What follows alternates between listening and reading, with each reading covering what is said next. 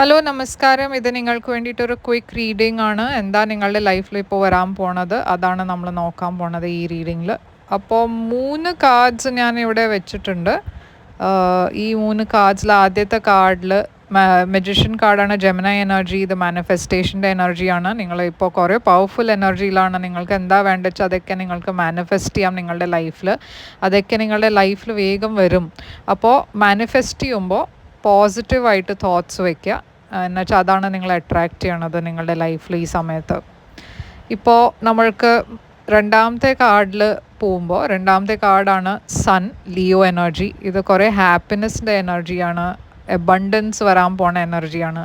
നിങ്ങളുടെ ലൈഫിൽ ഇതൊക്കെ വരാൻ പോകുന്നത്. ഇതൊരു സോൾമേറ്റ് കണക്ഷൻ്റെ എനർജിയാണ്. അപ്പോൾ നിങ്ങൾ ഓൾറെഡി ഒരു റിലേഷൻഷിപ്പിലാണ് വെച്ചാൽ ഇതൊരു സോൾമേറ്റ് കണക്ഷൻ്റെ കൺഫർമേഷനാണ്.